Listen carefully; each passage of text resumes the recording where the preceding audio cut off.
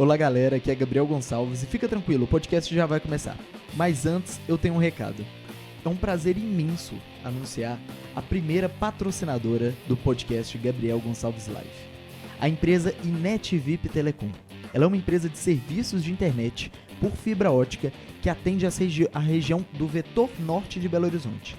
Então se você mora em alguma dessas regiões, pense em trocar para a InetVip porque é a internet de melhor qualidade aqui da região, além de ser fibra ótica e ter os melhores preços. Eu uso a InetVip, sou cliente deles e para mim é um imenso prazer ser patrocinado por eles. Inclusive é a internet que eu uso para fazer essas transmissões ao vivo. Então se você quiser entrar em contato com a InetVip Telecom, entre no site deles, netvip.com.br. Repetindo, netvip.com.br. Bora ao podcast. Olá a todos, seja bem-vindo para mais um episódio do podcast Gabriel Gonçalves Live. E hoje estamos aqui com a presença ilustre do especialista em comunicação, Christian Moreira, do @Fábrica de Palestrantes. Tudo bem, Christian? Muito obrigado pela sua presença. Eu que agradeço, Gabriel, pelo convite. Vamos tratar aqui de vários assuntos, acho que o tempo vai ser até curto. Eu também acho. Primeiro, Christian, eu gostaria que você se apresentasse para o público. Eu sou Christian Moreira, sou especialista em oratória. Minha grande especialidade é storytelling e roteiro. E eu venho desempenhando esse papel há mais de 17 anos. Uhum. Como que você caiu nisso? A gente estava conversando aqui, eu gostaria que você contasse essa história. Como que você caiu na área de oratória? Foi muito legal porque a primeira referência veio de berço, veio da minha casa mesmo. Meu pai sempre foi um bom advogado, atuou em algumas causas criminalistas, então era aquele advogado performático, e ele tem um jornal há muito tempo, e ele sempre prendia muita atenção da gente em todos os aniversários e todos os eventos familiares com aqueles discursos de homenagens, e fazia algumas pessoas chorarem, dava bastante emoção, e eu ficava fascinado, falei, caramba, como é que ele faz isso? Né? Sai as palavras e ele consegue lidar com a emoção das pessoas. Ele era tão bom em oratória que quando ele estava fazendo direito, ele atrasou uma vez numa aula de oratória e a professora falou, João, você está chegando agora, fale para a gente de improviso de Jesus Cristo. E ele, guardando o material, virou para a professora e falou assim, professora, a senhora quer que fale contra ou a favor? Claro que foi uma brincadeira, mas ele não tinha medo de falar em público. Então ele era capaz até mesmo de falar, entre aspas, contra Jesus de improviso. Minha mãe, muito especialista em português, um português muito correto, sempre foi diretora de escola, então eu cresci nesse ambiente. Ao longo da minha trajetória, eu joguei vôlei durante muito tempo, então não usei bastante essa oratória, porque mais a parte do atleta em si.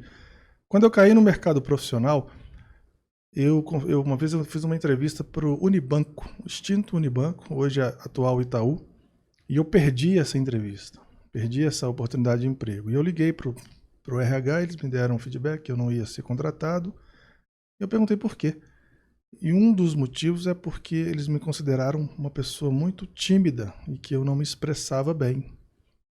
E a vaga era uma vaga comercial e eu precisava ser mais expansivo, ser mais para frente, entre aspas. Isso me incomodou muito porque era uma boa oportunidade de emprego, um bom salário, eu era muito novo na época. E desde então eu voltei a minha comunicação, os meus estudos, a minha formação para a área de comunicação. Eu fiz relações públicas, pós-graduação em oratória, inúmeros cursos de oratória como aluno, sempre eu chamo de ter um caderno preto lá, eu tenho vários cadernos que eu vou anotando as coisas, e sempre com o olhar de o que esse é diferente daquele, o que aquilo é legal, até depois de muitos anos eu consegui modelar o meu método, que é o Fábrica de Palestrantes. Entendi. O que é o Fábrica de Palestrantes hoje? O Fábrica ele é um método que não é só para palestrantes, isso é bom ressaltar, porque tem gente, uma vez um amigo meu falou, olha, eu sou médico, eu queria muito fazer seu curso, mas eu não dou palestra. Ele é um método de comunicação. Uma comunicação tete a tete, como a gente está fazendo aqui agora. O Fábrica, ele ajuda muito porque ele organiza as ideias. Sim. Então a pessoa, às vezes, ela vem com uma ideia, mas ela fala muito para ela, e ela não sabe, talvez, comunicar, tornar comum o que ela pensa para a sua audiência, para os seus interlocutores. E é uma ferramenta essencial, não só nos dias de hoje, desde sempre, né? Mas hoje mais ainda. Essa capacidade nossa de pegar uma ideia da nossa cabeça e comunicá-la. A todo momento a gente precisa disso. A gente precisa disso para o convívio humano, para relações profissionais e para relações pessoais. Você precisa saber comunicar. Até coisas que você não está gostando num relacionamento, alguma coisa do tipo, você precisa ter esse jeito de você comunicar ideias. Né? Até dar uma bronca num filho, Aham. ou então a esposa, você não quer ir lá no shopping comigo não? Olha que mensagem negativa, né? A chance do marido não querer ir é muito grande, porque ela usou palavras fracas, palavras negativas. No curso eu abordo muito isso, ele é dividido entre a parte da fala, e a fala, não só as variações da fala, mas palavras fracas. Eu já vejo muitas pessoas assim tentando começar uma apresentação com palavras fracas, como, por exemplo, oi gente, vou falar um pouquinho sobre oratória, vou tentar passar para vocês um pouco do meu conhecimento. Olha que quantidade de palavras que não são necessárias. Se você trocar isso, oi gente, tudo bem? Vou falar para você uma dica essencial de oratória. Falei a mesma coisa, eliminei as palavras fracas e vou dar o meu recado. Então, além das palavras, das variações da parte da fala, eu olho também a questão do não verbal, que é muito importante. Várias pessoas estudam conteúdo, 90% chega lá com conteúdo perfeito, mas não sabe se anda, o que faz com as mãos, se pode pôr no bolso, se está num púlpito, como é que vai ganhar a plateia num púlpito, se usa microfone aqueles microfone de uma mão, microfone de lapela, microfone de auricular, enfim. Então, várias nuances, vários detalhes, e aí não se engane, nós somos percebidos nos mínimos detalhes. Sim. Um esfregar de mãos na hora errada pode transparecer que você está nervoso ou nervosa. Às vezes, uma coceirinha, um cintilhar de anéis, a pessoa usa muito anel, começa a fazer barulho no anel, começa a chamar a atenção para os auditivos e desvia a sua mensagem principal. Então, o que eu ensino é dar foco no que você é bom, independente se a pessoa é tímida ou não, e esconder ou omitir aquilo que ela não é tão boa assim ainda. E comunicação é uma daquelas habilidades que existe um precipício, uma distância enorme entre você saber conscientemente aquilo e você utilizar aquelas ferramentas. Eu imagino que você já deva ter passado por isso, fazendo esses 80 cursos. Às vezes a gente sabe a teoria do negócio, mas na hora de aplicar, o ato de comunicar, você precisa ter um repertório, né? Para que aquilo saia de certa forma natural, né?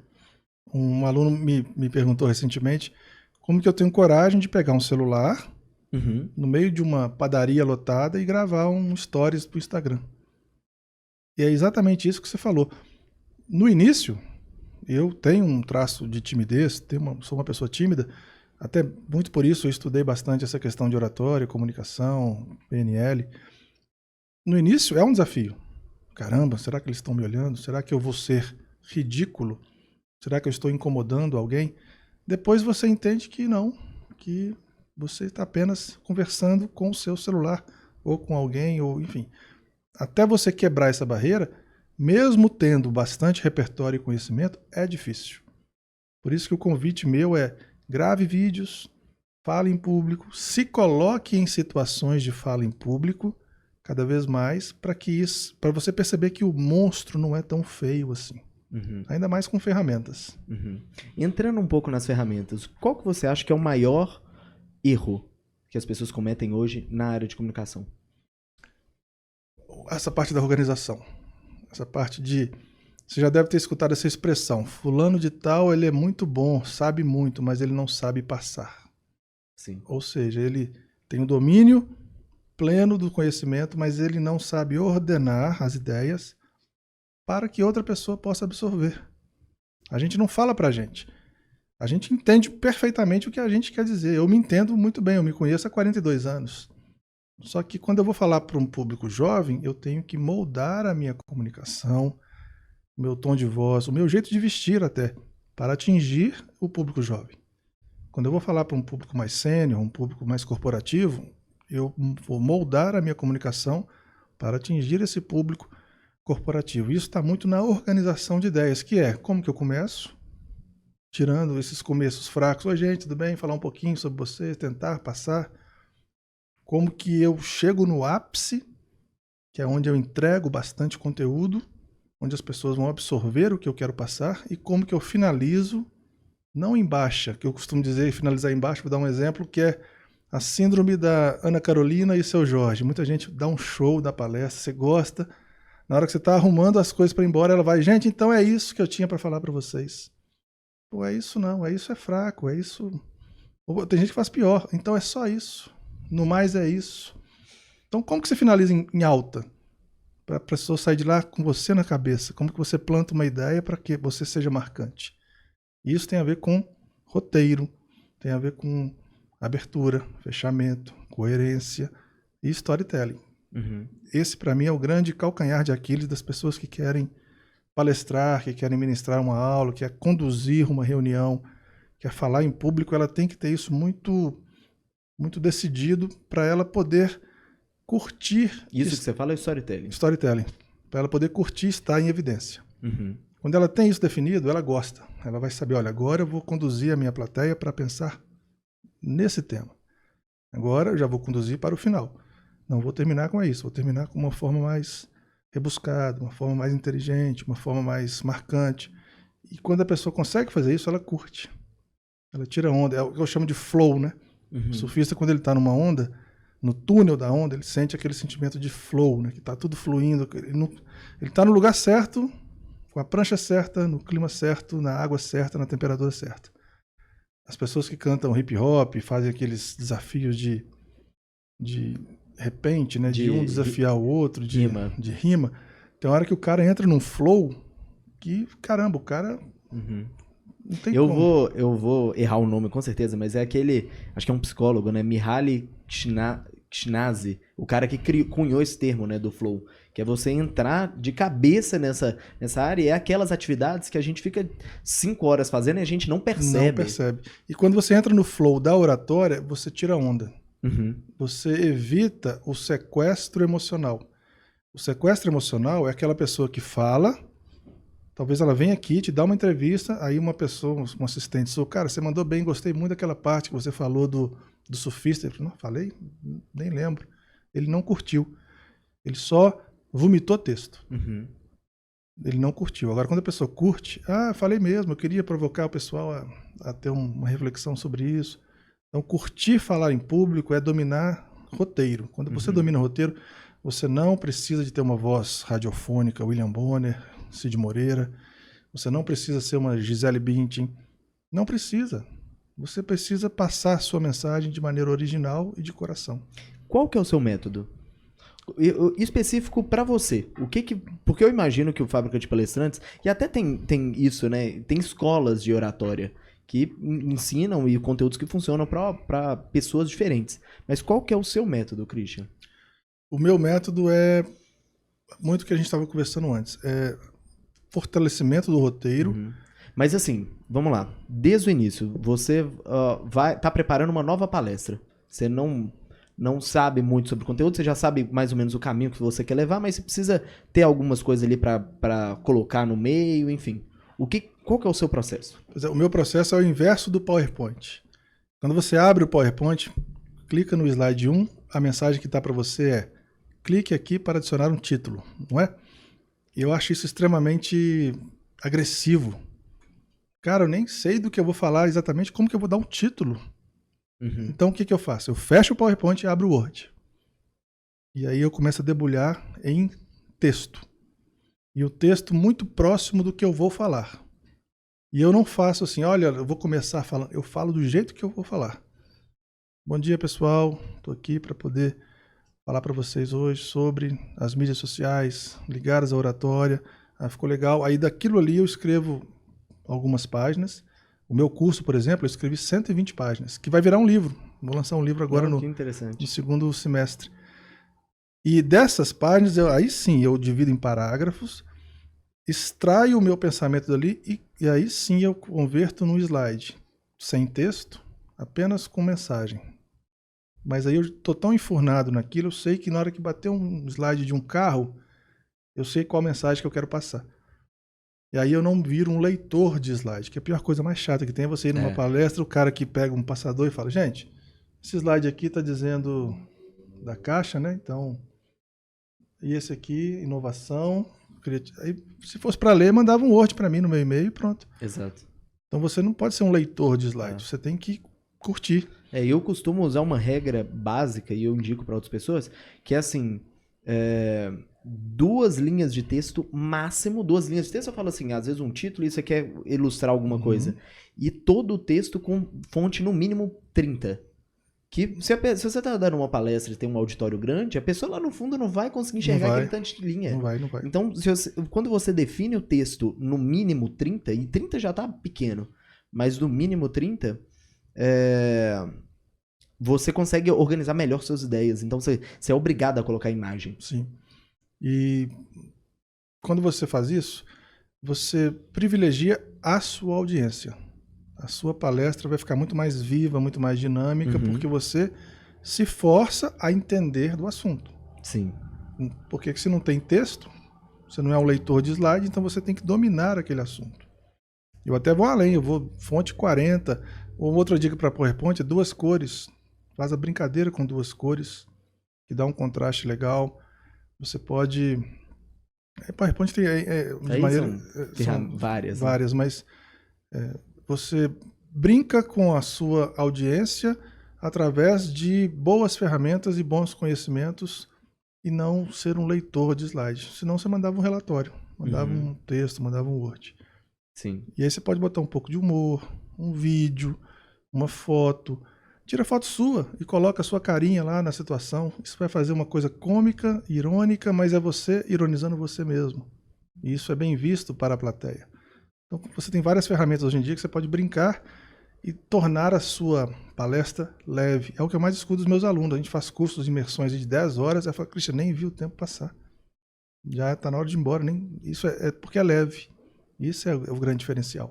É uma das melhores coisas que alguém que, né, igual a gente estava conversando antes, que gosta muito do palco, é uma das melhores coisas a se ouvir, né? Falar que o tempo voou e você nem percebeu. Que o tempo isso é muito... é bom, porque quando, né, o contrário também, né? A pessoa começa a olhar no relógio, começa a bocejar, começa a perguntar se está acabando, mau sinal. Mas isso é uma dica para as pessoas que são mais inexperientes no palco. Às vezes, eles me perguntam muito para onde olhar, o que eu faço com o olhar. Olhar é olho no olho. Quanto mais olho no olho, melhor. Então você olha... Se for uma plateia pequena, para todo mundo. Se for uma plateia grande, todo mundo que você conseguir alcançar, você olha no olho. Só que, lá na direita, tem uma pessoa que está bocejando. Ela está cansada. E você, olha só, a loucura do tímido. Um traço muito das pessoas que me procuram são pessoas tímidas e também pessoas perfeccionistas. Isso é um perigo. E eu sou tímido, perfeccionista e alto. Então acho que todo mundo vai olhar para mim, olha que loucura. E esse é o grande erro, porque às vezes ninguém tá nem aí para você. Às vezes o cara tá bocejando lá porque, sei lá, passou a noite no hospital cuidando de uma tia doente e mesmo assim veio assistir a sua palestra. Talvez ele seja o cara mais interessado. E você, por inexperiência, você começa a isolar esse cara. E esse cara não tá gostando da minha aula, então eu vou começar a olhar só até aqui, não vou olhar para cá. E ele é o cara que tá mais interessado. E o contrário também, às vezes tem uma menina lá que tá, toda hora que você fala, ela faz assim com a cabeça e anota, e, nossa, isso acontece comigo, que bacana. E você começa a olhar para ela. Só que do lado dela tá o marido, super ciumento. E ela vira seu porto seguro e você esquece dos demais, não por querer cantar a menina, mas por ela ser o porto seguro. Eu vou falar para ela, ela vai concordar. E aí você vai causar um mal-estar. Então o olhar é para todo mundo. E vamos parar com essa questão de que você é o centro do universo, que a pessoa está chateada por sua causa. Não é. Vai lá e dá o seu melhor, que eu tenho certeza que você vai atingir um número grande de pessoas se você preocupar com elas e não preocupar com você. A minha experiência é muito complementar a isso que você está falando, sobre 2 coisas. Você comentou antes que é muito importante você ter um conhecimento extenso do seu conteúdo. Eu não sei se a matemática está certa nisso, mas eu costumo dizer que se você quer falar sobre A, você precisa saber pelo menos 10 vezes A. Então, assim, às vezes, durante o conteúdo, você precisa dar algumas pausas e contar algumas histórias, algumas coisas. Quando você tem um repertório grande, você pode escolher o que melhor encaixa naquela situação. E às vezes é uma escolha totalmente de improviso ali naquele momento específico. E isso vem muito do olho no olho. Porque quando você está conectando o olho no olho, você consegue saber como que a audiência tá reagindo, né? Como que a plateia está reagindo, e você consegue ir estruturando o seu discurso para a reação dela. Então, às vezes, em algum momento, a plateia, eu pelo menos sinto isso, a plateia tá ficando muito animada, ela tá chamando muita atenção, mas você ainda não levou elas pro pico. É muito importante que elas não cheguem no pico antes. Então você vai contar alguma história para dar uma pausa para poder conduzi-las no pico no momento certo. Às vezes, a plateia tá muito cansada, tá muito baixo astral, e você precisa começar a conduzir elas para o pico. Então você precisa mudar a sua história, às vezes colocar uma outra coisa ali que vai dar um efeito cômico, alguma coisa. Então quando você tem um repertório para você juntar no seu ato ali, você consegue ir caminhando à medida que for necessário, né? E por isso esse olho no olho é tão importante. Sim, repertório é tudo. Agora, como conseguir mais repertório? Só sujando a mão na massa. Não tem jeito. Eu vou ler bastante. Show de bola. Tem que ler muito mesmo. Até hoje em dia, eu brinquei até com um aluno meu que o Netflix me atrapalha a ler. Eu lia mais antes do Netflix. Eu também. E é um puxão de orelha que eu mesmo estou me policiando para ler um pouco mais, porque são tantas séries boas e tantas storytelling, que eu sou apaixonado por storytelling, tá tudo ali, mastigado, e eu tenho que me policiar para ler um pouco mais. Mas ler é muito bom até porque aumenta o vocabulário, te tira do branco, você consegue preencher mais palavras. Mas não somente ler, participar de palestras como ouvintes, participar de palestras como você sendo tanto discente quanto docente, né? Você tem que ser o aluno, mas você também tem que ministrar, porque não tem forma melhor de aprender que é você dar uma aula. Quando você vai dar uma aula, não tem mesmo. É como você me falasse para vir aqui sem GPS. Eu vim anotando tudo, onde é que é, primeira direita, tem um coqueiro ali, terceiro semáforo, aí é diferente, eu decoro o seu endereço.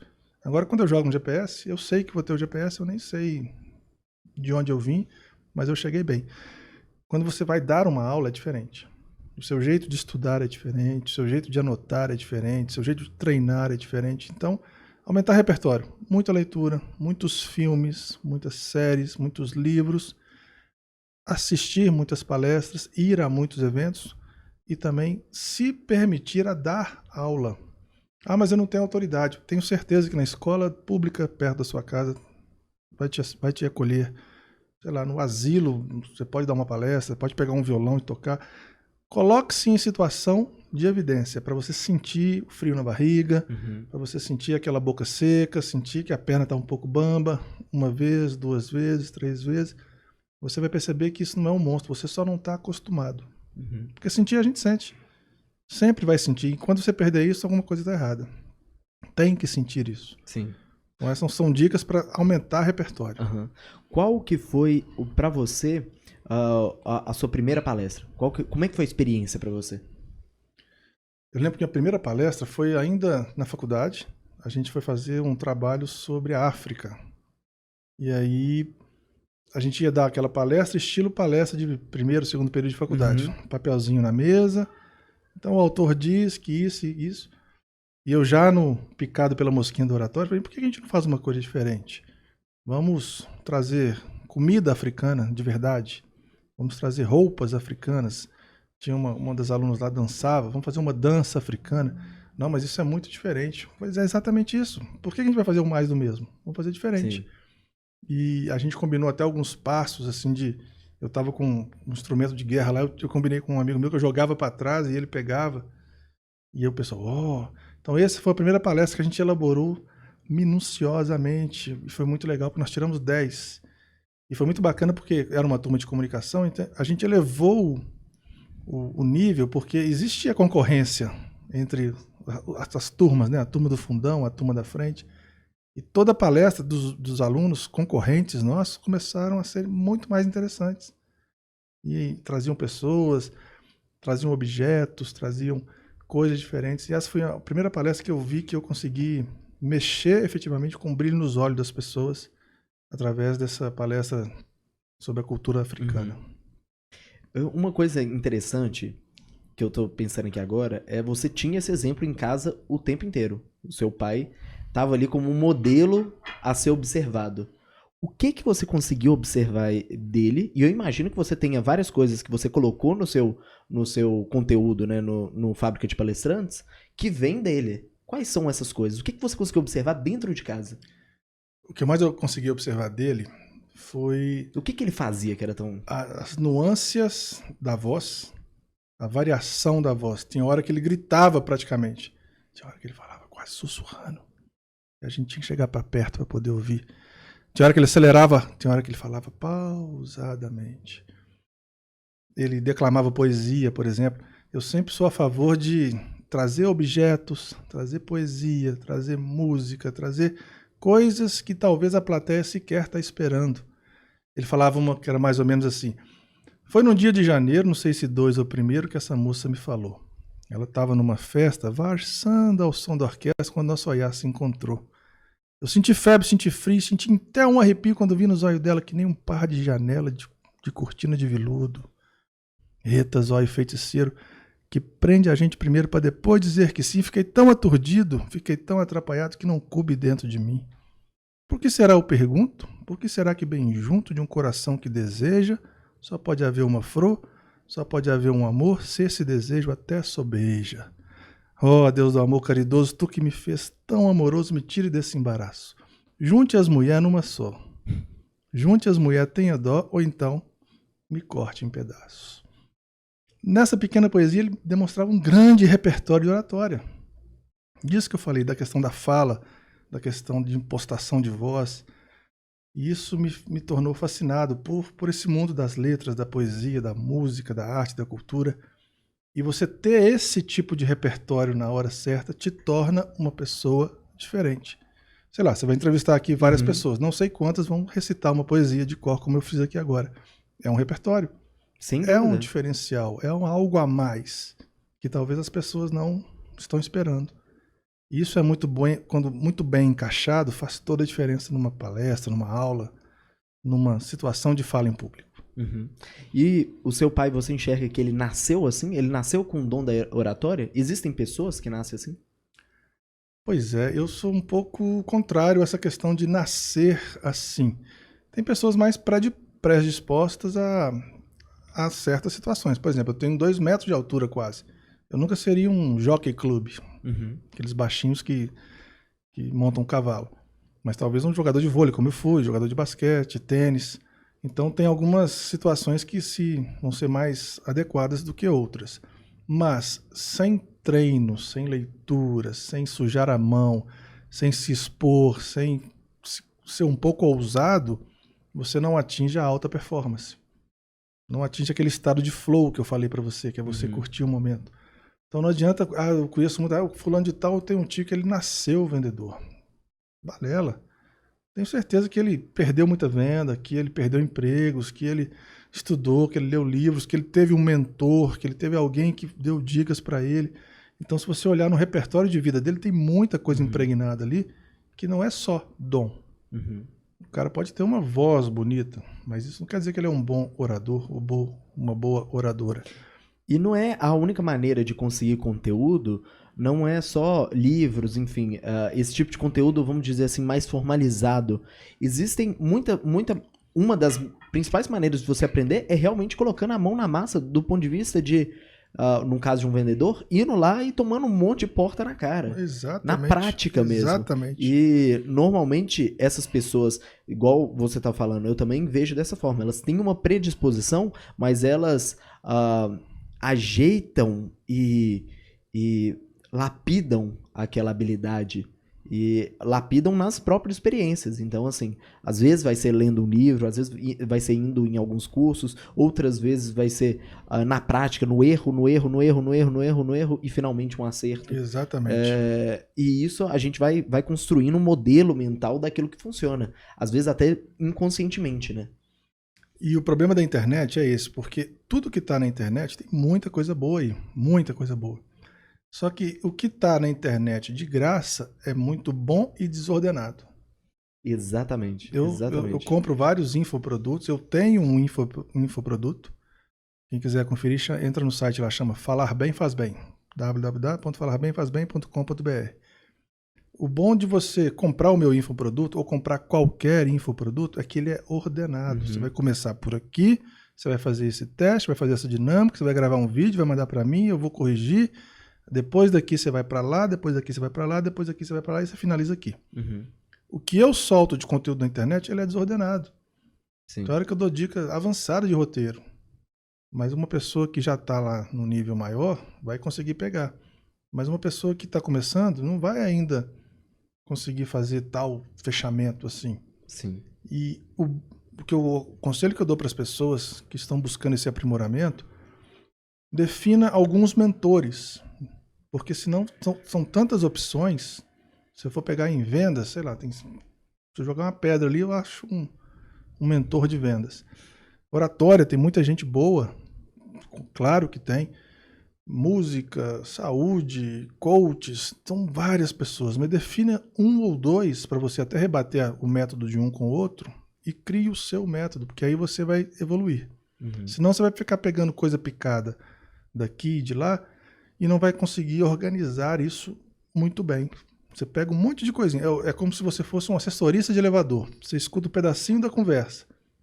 Depois de 10 anos, você não é formado médico. Você não é formado na advocacia. Você sabe um trechinho, mas você não consegue executar aquela profissão. A internet fez isso, né? Hoje é mais importante do que a informação em si, o que era o mais importante durante toda a história, né? Até então, o mais importante do que a informação em si é a curadoria.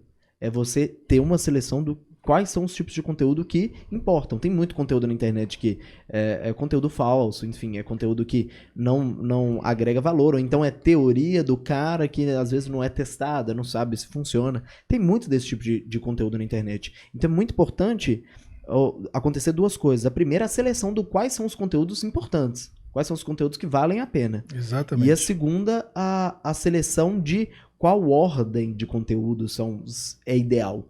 Porque, igual você está falando, às vezes você vai ter uma dica avançada, sendo que você é um mega do iniciante. E a maioria das pessoas não tem tempo e não sabem fazer essa curadoria. Porque se soubessem, elas aprenderiam qualquer coisa na internet. Exatamente. Mas a maioria das pessoas simplesmente não sabe. E ela é desordenada. Sim. E isso que é ruim. Você pega... Vou te dar o exemplo do Netflix. Tem tanto filme bom no Netflix que se a gente abrir hoje e nós vamos elencar aqui, sei lá, 10 séries e 10 filmes, talvez não dê tempo. Sim. Porque eles vão sair de linha, vão entrar outros e a gente não vai ver. A mesma coisa é a internet. Se você não focar, igual o Louvre. Uma vez eu fui no Louvre, no Museu do Louvre na Espanha, na França. E um guia lá falou, olha, não subestime o Louvre. Eu falei, que nada, tô aqui, tô tranquilo, dá pra gente andar. E aí andamos e eu não via a Vênus de Milo. Aí no outro dia eu falei, você tinha razão. Aí a gente teve que voltar lá e falou, você vai no Louvre assim, ó, você quer ver o quê? Eu quero ver a Mona Lisa, a Vênus de Milo, a parte dos egípcios e a parte de armas. Vai. Se der tempo, você anda ao léu. Essa é a ordem que as pessoas têm que fazer na internet. Olha, eu sou um dono de padaria. Eu quero fazer minha padaria bombar no Instagram. Beleza, então você vai seguir fulano de tal e fulano de tal. Ponto. Senão você vai ficar perdido e vai seguir pessoas que não vão acrescentar para a sua padaria. É preciso ter, você falou muito bem, essa curadoria tem que ser muito bem definida. Porque senão ele vai dar voltas e mais voltas e mais voltas e não vai usar ao seu favor o que a internet te permite fazer. Sim. Até nos próprios curadores, vamos dizer assim, nos infoprodutos que a gente tem hoje, tem muita gente que está vendendo um infoproduto que às vezes é uma coisa que ele selecionou ali numa tarde. Então, assim, um conteúdo muito mal feito, muito mal estruturado e que não serve nesse propósito de curadoria mesmo, né? Às vezes a pessoa nem é especialista ou então tem uma experiência ali, mas não tem experiência suficiente para ensinar alguém de um processo. Isso a gente vê muito com infoprodutos. Eu vi uma mensagem de marketing, uma das coisas que eu estou fascinado em estudar ultimamente é copy. E porque o copywriter, né, que é o escritor que ensina para o escritor, é aquela mensagem que com perdão da palavra, é quase que uma manipulação. Sim. A palavra certa na hora certa meio que te manipula, pode ser pro bem ou pro mal. Não existe farmácia de manipulação? Uhum. Então pode ser para fazer remédio. E pode ser pro mal também. Eu estou estudando muita copy para poder mudar os textos do site, mudar a forma como eu dirijo ao meu público nas redes sociais. E essa questão de copy ela é muito perigosa, porque eu vi esses dias, acho que vindo para cá, o cara falou assim, monte seu infoproduto em 2 horas, mesmo se o seu conhecimento de marketing for meia boca. Eu falei, caramba, como que o cara consegue montar um infoproduto que eu gastei 17 anos para montar em 2 horas? Qual que é o resultado que vai sair daí? Aí eu fui além, para poder onde é que o cara queria chegar, ele quis chegar na situação. Você monta um infoproduto, vai vender por 5, 6, 7 reais, ele vai te dar dinheiro para você montar um infoproduto real. Mas olha o cuidado da copy. Tem muita gente que está lá com 100 reais e vai comprar o método do cara, que é criar um infoproduto em 2 horas. E não é bem assim. Ele não leu nas entrelinhas. E a chance dele fracassar, da pessoa que comprar isso fracassar, é muito grande. Porque ela não tem o passo a passo para poder chegar lá. E é também um erro. O copywriter tem muito disso, né? O copywriter é a arte de você criar uma redação que gera ação, né? Exatamente. Você criar um texto que gera algum tipo de ação.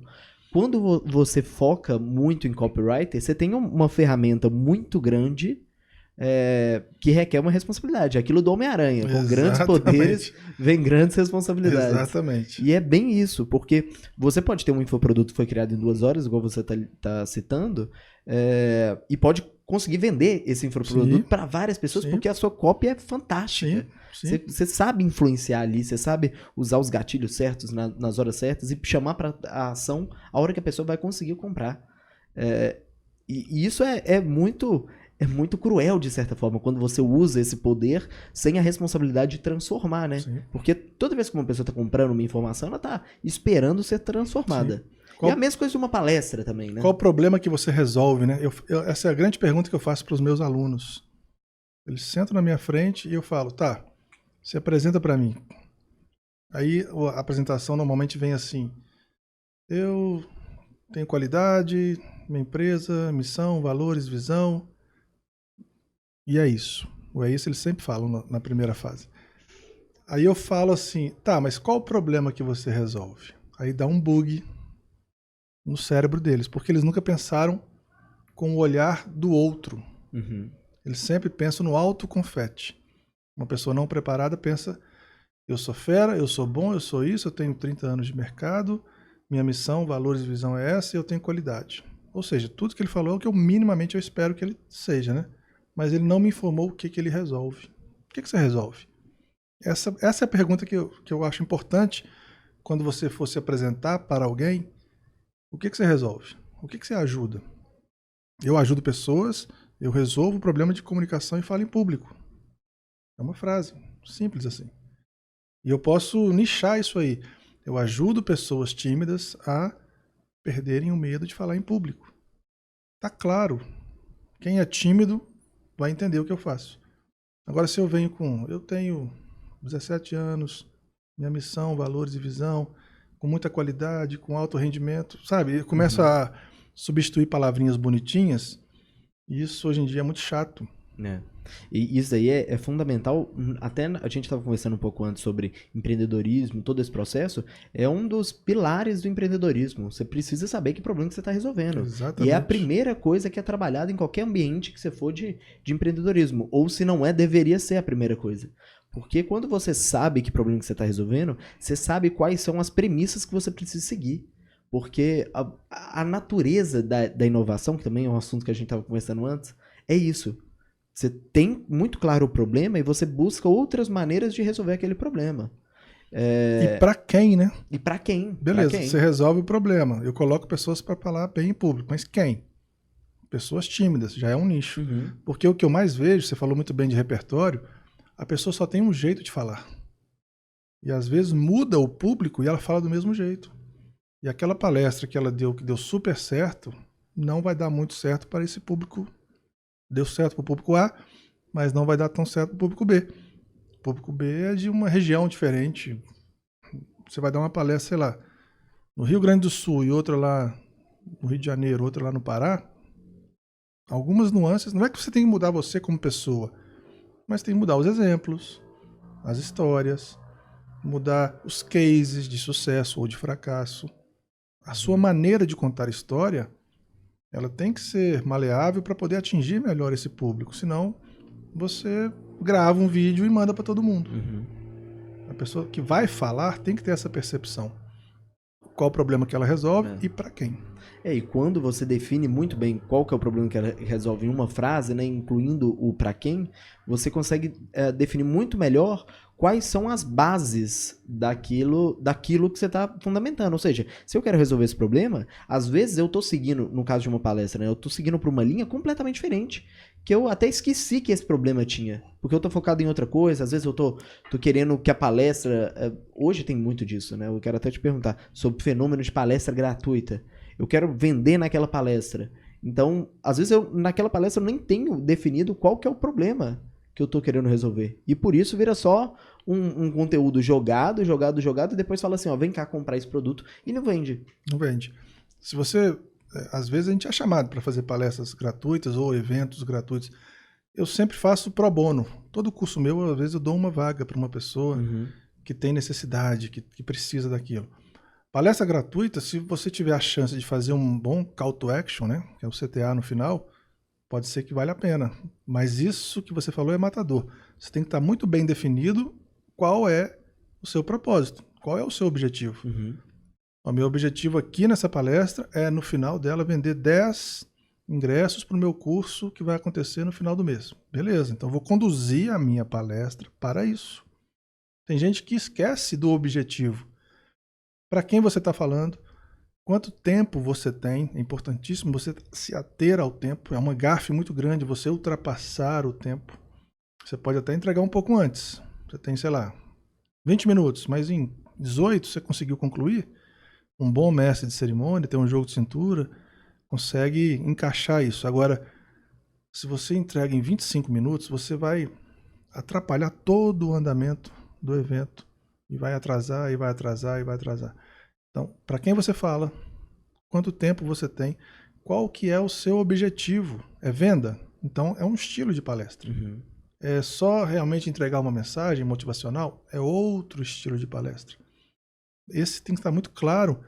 O que você disponibiliza? Você tem microfone, você tem flipchart, você tem retroprojetor, data show, PowerPoint, tem palco, tem púlpito, vai ter que ter leitura, não vai ter que ter leitura.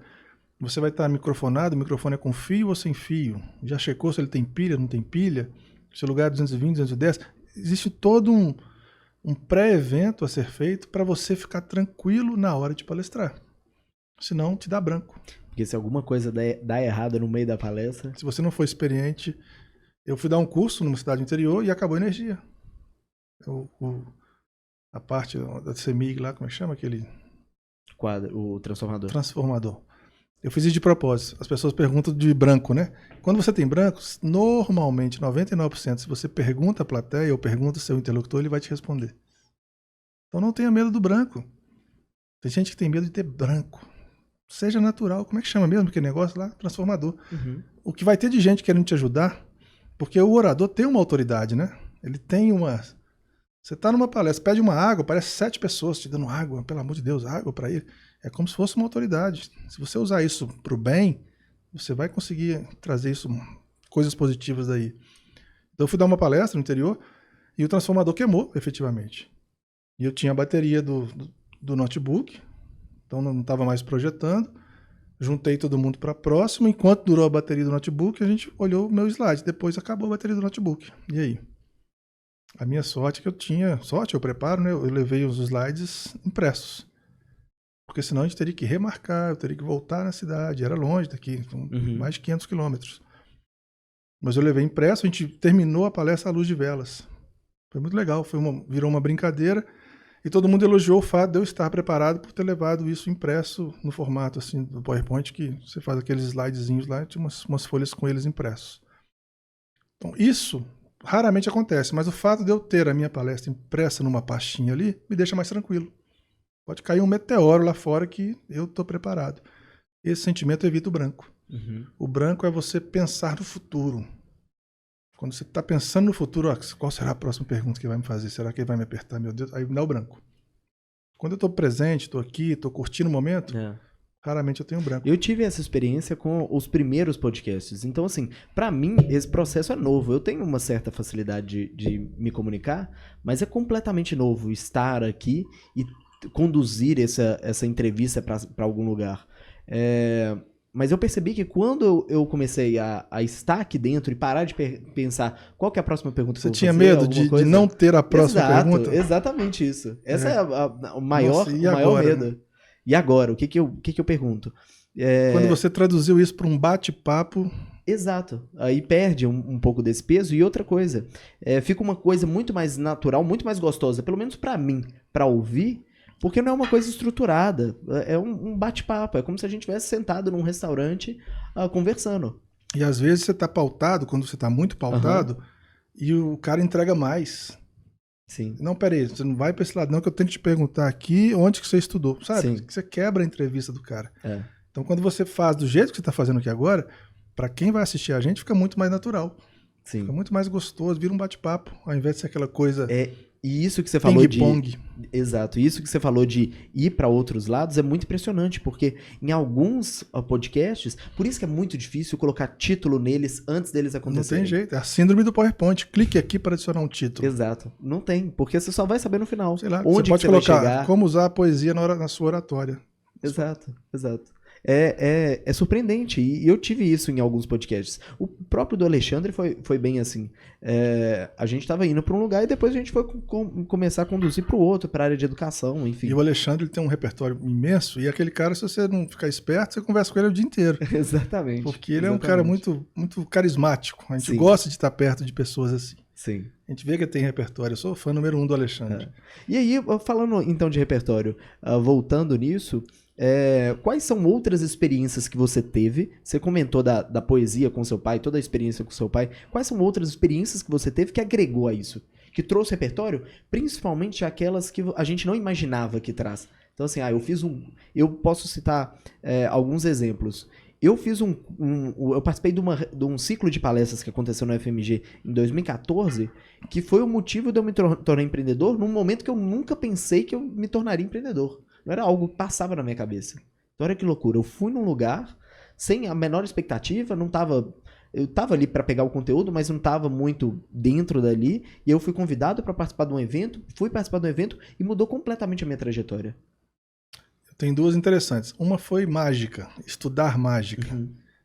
Eu fui, um grande amigo meu, chama Jorge Rubadel, um grande mágico, um grande palestrante. Ele trouxe muito bem essa questão da mágica para o mundo das palestras. Mas ele é um mágico renomado de se exibir no Faustão, na Fátima Bernardes. Ele é um cara muito, muito fera.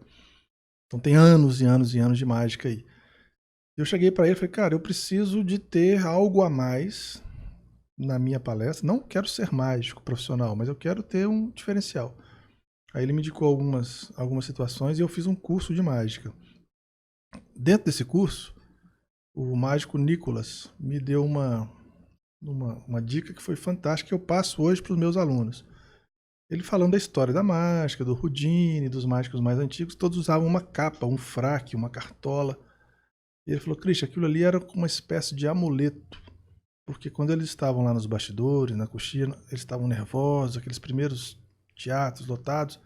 Quando ele colocava a capa do mágico, ele se sentia mais empoderado. A mesma coisa para oratória. Tem um amuleto, tem uma capa do mágico, e quando você coloca aquilo, você sabe que você está preparado. Faça todo o seu dever de casa. No meu caso, é minha jaqueta, meu blazer. Eu falo, porra, isso aqui é minha capa do mágico. Estou pronto, vamos embora, vou fazer um grande curso hoje. É o que os mágicos antigos faziam. Existe esse amuleto, a capa do mágico. E além de você se sentir que está preparado, ele falou, isso te dá poder, porque você sabe que você estudou para estar aqui. As pessoas que virão te assistir é porque elas confiam em você. Você tem autoridade. É como se fosse uma estrela do xerife. Você foi empoderado por essas pessoas, então vai lá e dá o seu show. Isso é muito legal porque as pessoas... Isso é uma coisa boa, porque tem gente que tem medo de falar em público, mas normalmente as pessoas torcem para que o palestrante se dê bem. Uhum. Que ele mande bem, o cara pagou, o cara saiu de casa, ele vai assistir uma palestra, pô, tomara que o cara seja bom. E a gente tem um pensamento falso que é o contrário, né? As pessoas estão doidas para eu tropeçar, cair, ter o branco. E não é. A maioria, tem pessoa xarope em todo lugar, mas a maioria, e a grande maioria, quer que você mande muito bem. Então é bom você sair de casa com esse sentimento. Uhum. A outra coisa foi a hipnose. Eu fiz curso de hipnose muito voltado para a questão da fala, porque o hipnólogo ele tem que ter uma certa autoridade. Ele não chega para você, olha, eu vou te hipnotizar, tá? Dá uma fechadinha no seu olho. Ele dá tons assim de autoridade. Então ele tem uma fala, tem um pitch. Tem várias maneiras de fazer hipnose, mas uma das maneiras ele tem um pitch longo de deixar você num transe assim, mas sempre na autoridade. Você vai fazer isso, você vai fazer comandos diretos, né? Isso eu trouxe também da hipnose para a oratória. Então tudo é repertório. Música, eu tive banda de samba e tocava num palco de samba, por exemplo. Uma vez o meu cavaquinista era para ele entrar na nota Ré maior, ele entrou em Dó maior. E nesse dia eu levei um grande amigo meu, músico, tenor, maestro, Edson de Oliveira, e eu levei o Edson para assistir o nosso show. Falei, Edson, estou com uma banda de samba, eu quero que você vá lá para você curtir e também me dar alguns conselhos. Aí o cara entrou lá e era uma música assim, ele entrou errado, eu virei para ele assim, falei, tá doido, cara? Ré maior, não é Dó, não. E voltei a tocar. Aí deu um intervalo, eu fui correndo no Edson para poder pegar o feedback dele. Edson, o que você achou da banda? Gostou? Aí o Edson me deu uma aula que foi a seguinte.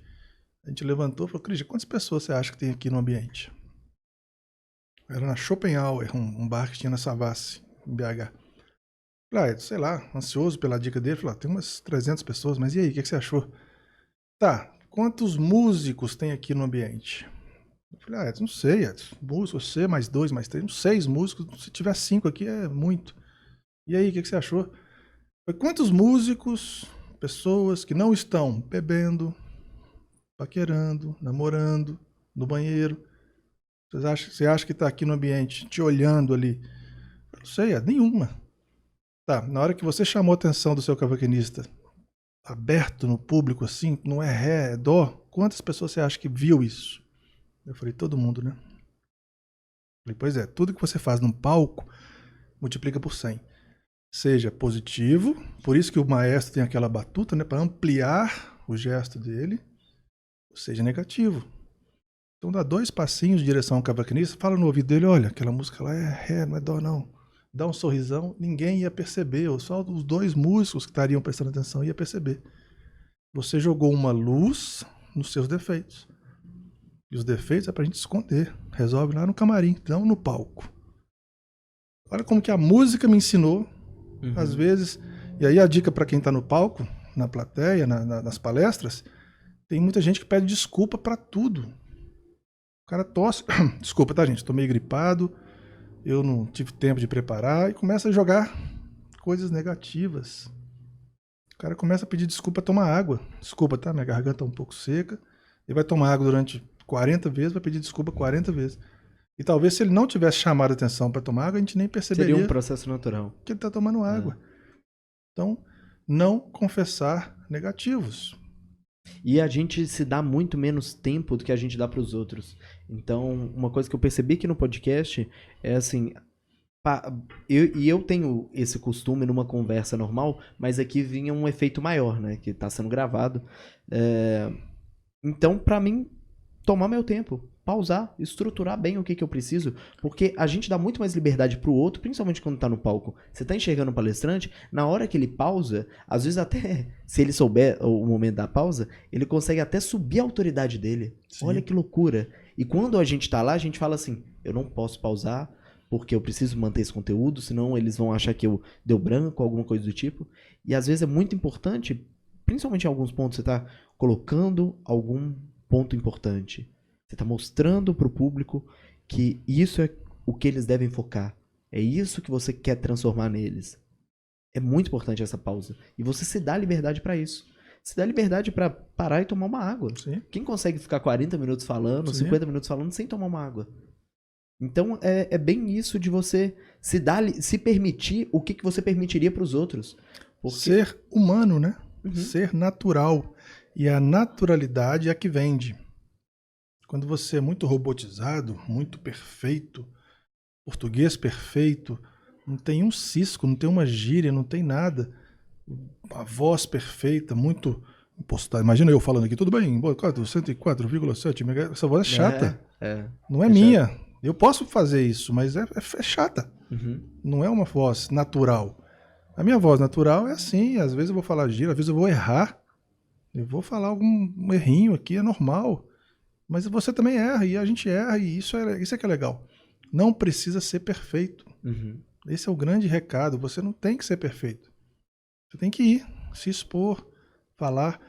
E a pausa, no teatro, que eu também fiz teatro, chama pausa dramática, né? É ótimo, porque a plateia pensa. Não, o cara falou um negócio aí que eu não tinha pensado nisso. E as pessoas não treinadas têm a tendência de fazer a cacofonia, né? Que são os es, beleza, então, ok, você está entendendo, isso faz sentido para você. Todo momento ela fala isso repetidamente, né? Isso, repetidamente, é uma tortura para quem é auditivo. Suja, né? Muito. Porque a fala. Só fica percebendo isso. Martela, né? Martela, martela, martela. Isso é ruim. Troque isso pela pausa. Troque essas cacofonias, essas sujeirinhas na fala, por pausa. Tem gente que fala assim, se apresenta para mim. Meu nome é Christian, não preciso do então fala. Meu nome é Christian, sou professor de comunicação, especialista em oratória. Essa pausa é muito bem-vinda. Tirar essa sujeirinha e trocar por pausa. Onde é que eu vou perceber isso? Nos meus últimos áudios do WhatsApp. Lá vai estar todas as suas cacofonias, porque você falou naturalmente, você não estava hábito, né? Se policiando. Então, eu falo muito beleza, falo muito né, eu falo muito Então, ali você começa a trocar isso por pausa. Uhum. Olha que curioso, a gente está falando de repertório e você já citou vários exemplos de coisas que você fez que são complementares. Então você teve uma banda, você fez curso de teatro, hipnose, mágico. A minha pergunta para você é o seguinte: como que você conseguiu fazer todas essas coisas sendo tímido? E qual que foi a primeira? A primeira que você começou a se interessar foi a oratória? A primeira foi a oratória. Eu me fiz a inscrição num curso de oratória para poder saber que ao fazer a inscrição eu ia ter que falar em público. Uhum. Porque todo curso de oratória você tem que falar em público. Você não vai só assistir. Eu falei, caramba, na hora que o cara me chamar para falar em público, eu vou sentir o que os tímidos sentem. O rosto vai queimar, a boca vai secar, a mão vai ficar suada, a perna vai ficar bamba, borboletas no estômago, vontade de fugir, arrependimento, por que eu fui fazer isso, insônia na noite anterior. Eu já senti todos essas emoções, essas reações, às vezes até químicas que acontecem dentro do nosso corpo. Mas eu achei gostoso ir para cima delas. Sabe quando você tem um desafio? Quando a pessoa fala para você, cara, duvido que alguma empresa sua vai dar certo. Uhum. Nossa, não fala isso comigo, não. Duvida de mim, não, que eu, sabe? Duvido. Esse que aconteceu comigo. Eu mesmo me fazendo um diálogo comigo mesmo. Cara, vai lá. Você consegue, vai dar certo. E o primeiro foi um curso de oratória. E eu tive que levantar e me apresentar. E a minha voz não saía, não conseguia impostar. Lembrei da minha experiência na entrada do banco, que eu mandei mal, porque a pessoa achou que eu não tinha voz, eu era falava muito para dentro. E falei, caramba, tá acontecendo de novo. Será que eu vou falhar aqui também? Aí eu me permiti, inclusive o professor é até amigo meu hoje, chama Éder Dinan, um excelente professor de oratório, fera.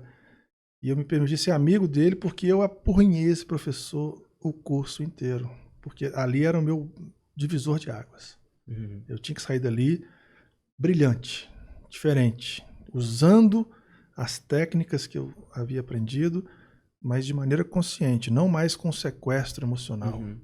E foi isso que eu me propus a fazer. Por isso que eu fiz tantos cursos de oratória, teatro, mágica, hipnose. Por isso que tudo tem a ver com evidência, né? Tocar violão em barzinho, ter uma banda de música, e hoje ministrar aulas, palestras, porque esse estado de alerta, de estar em evidência, me fascina. Eu gosto muito disso. Eu vou dar um curso agora, nós estamos no mês de julho, né? Hoje é o último, 31 de julho de 2019. Vou dar um curso agora, dia 17 de agosto, de uma área que tem a ver com oratória, mas é oratória para as mídias sociais.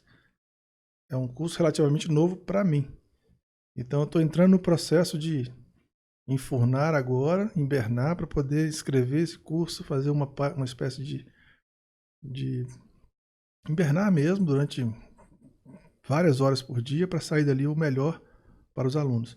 Esse sentimento do novo, do desafio, isso me fascina muito. Eu gosto muito dessa experiência. E é bem isso que o Flow fala, né? Aí tem para as pessoas que estão ouvindo a gente, joga no Google depois Flow Chart, ou então você colocar gráfico Flow, alguma coisa assim, você vai encontrar com certeza.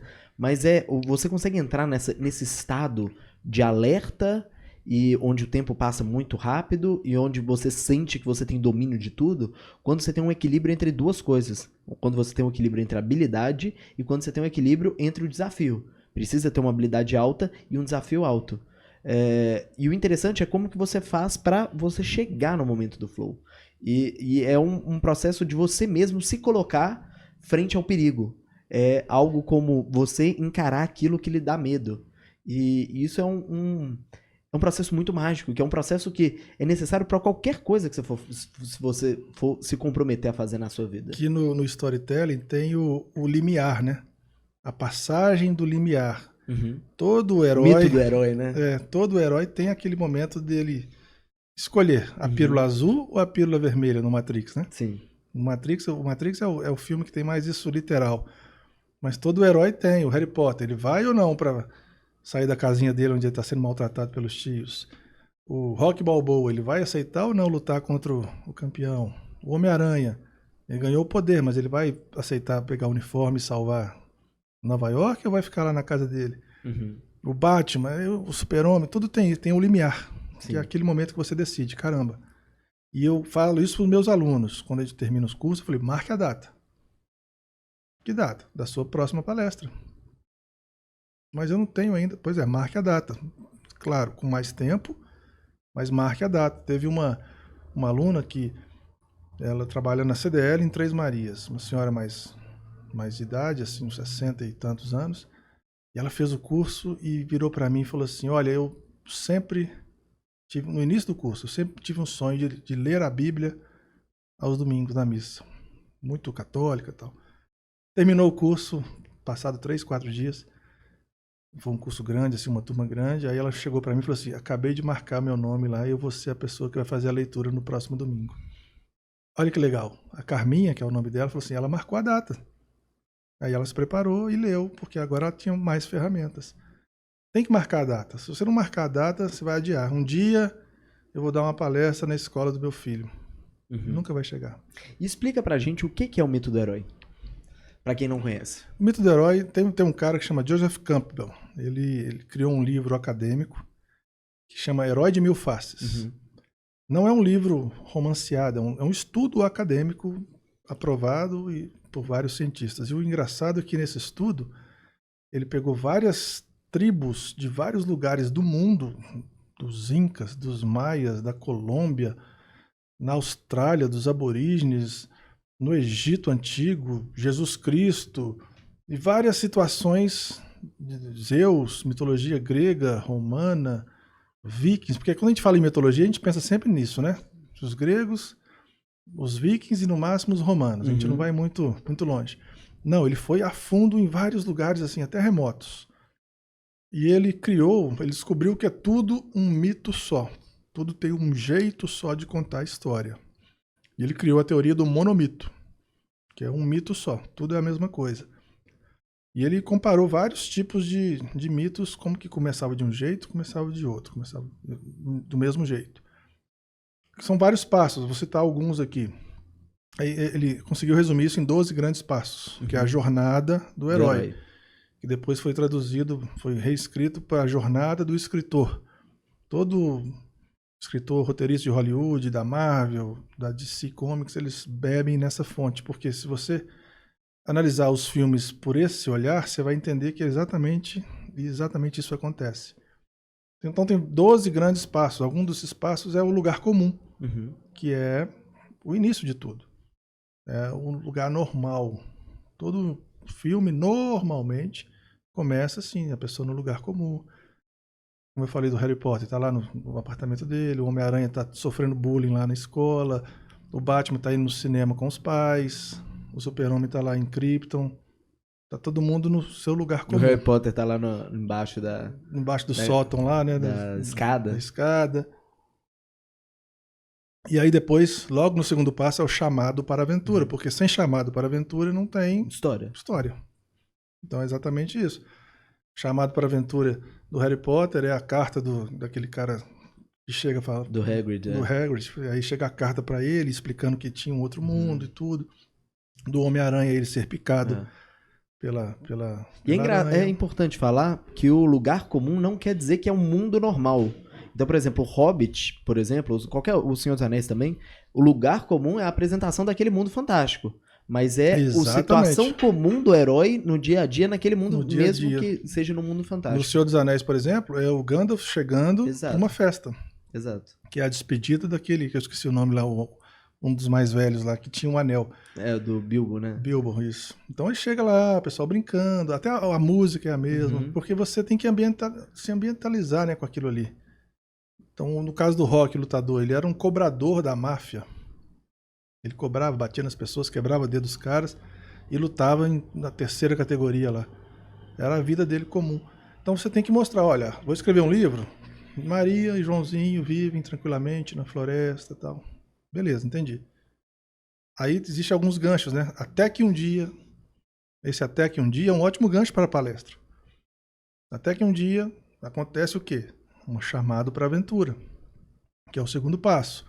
Normalmente, o terceiro passo não é a regra, tá? Nem todas as histórias têm todos os 12 passos nítidos.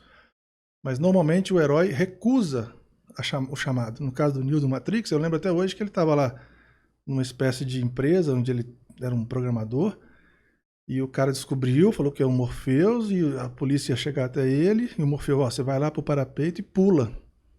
Aí o Neo vai lá e não tem coragem, e ele sai preso.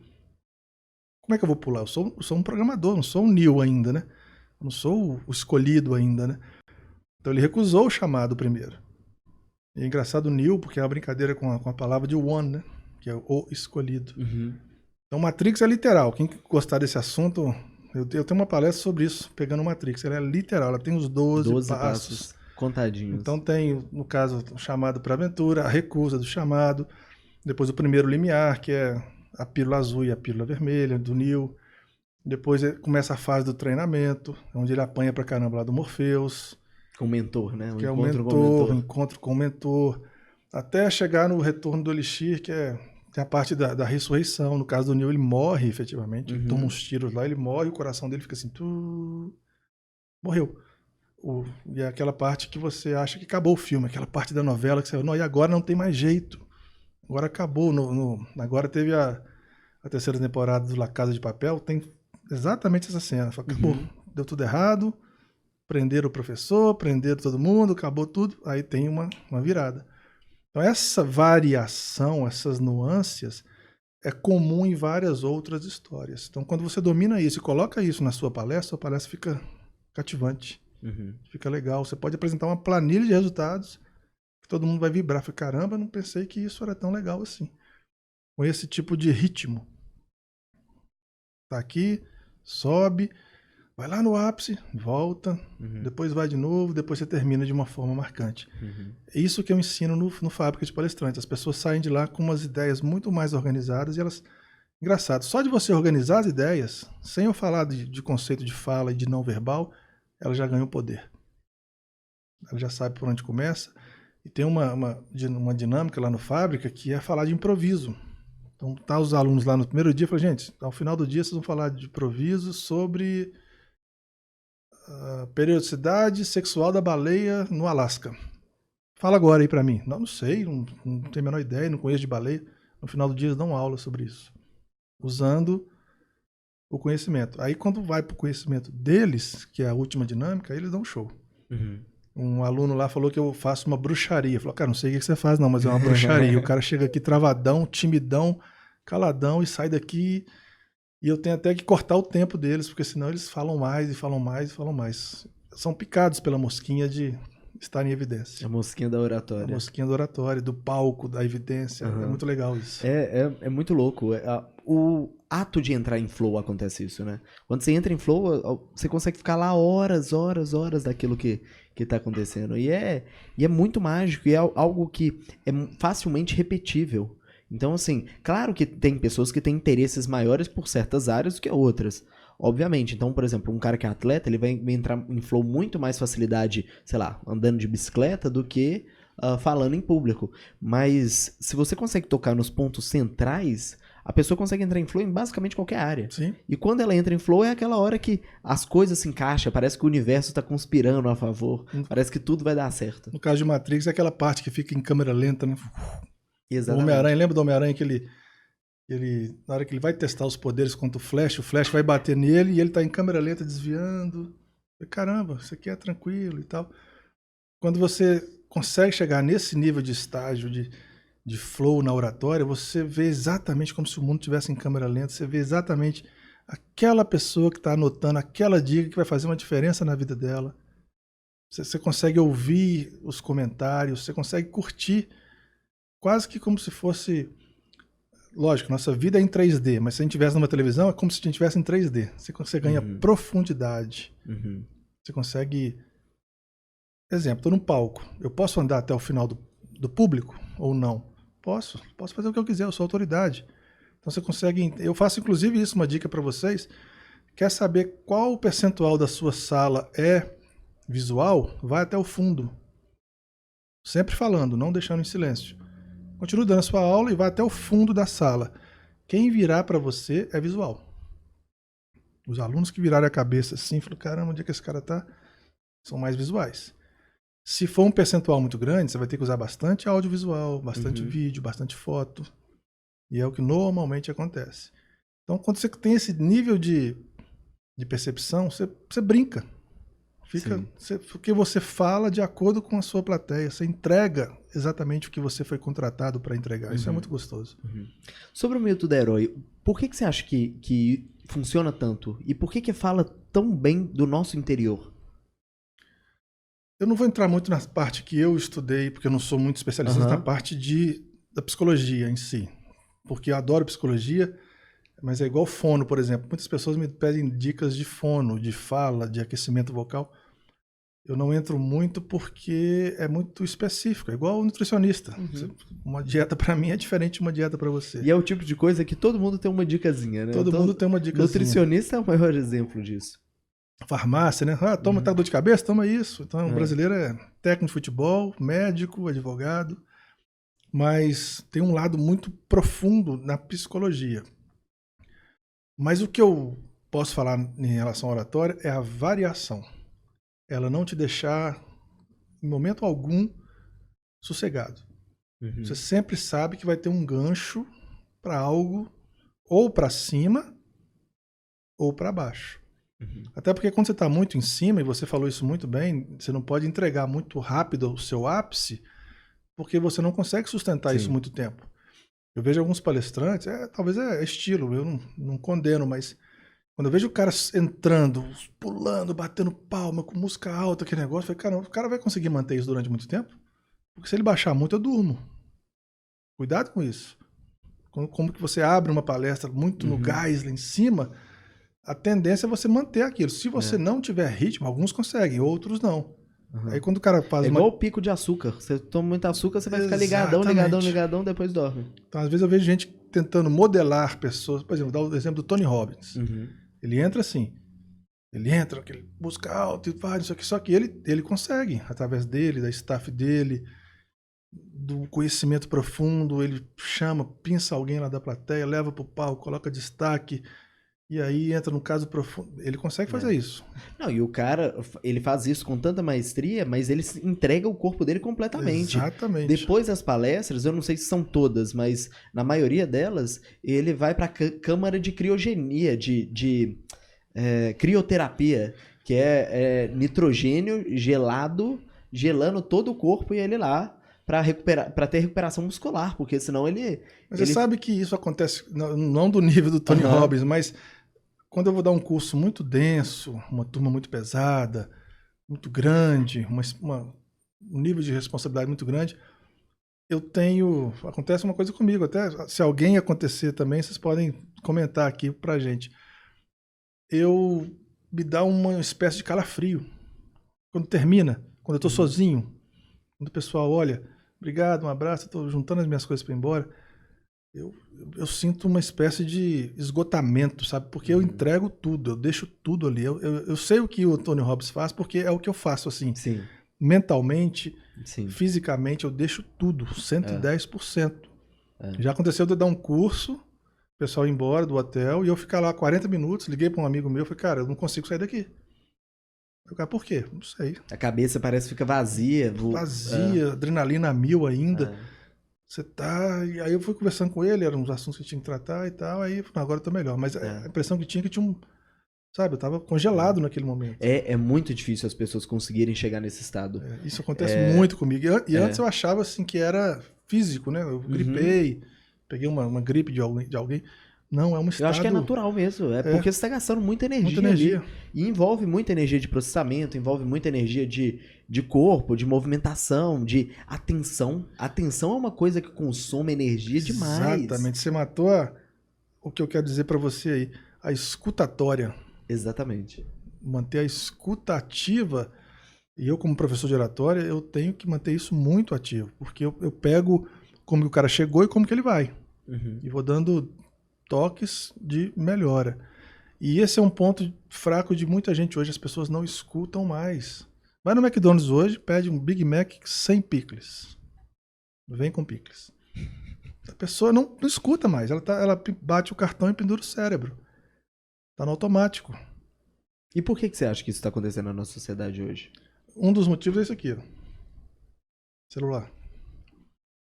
É difícil você conseguir desprender de tanta tecnologia, de tanta informação, de tantas cores, de tanta gente, vidas no Instagram e pessoas projetam sua vida perfeita no casal alheio. É muita excitação pro cérebro o tempo todo. E às vezes você fala com uma pessoa que está nesse flow de celular, fala, eu tô indo ali que eu vou bater o carro, tá? Ah, tá bom, enche o tanque. Ela não tá te ouvindo. Ela só tá processando, entendeu?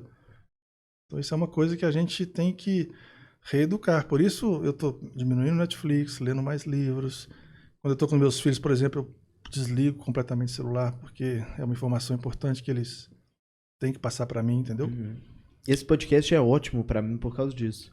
Às vezes, como eu tô toda hora mexendo no computador e faz parte do meu trabalho, eu tô aqui o tempo inteiro imerso.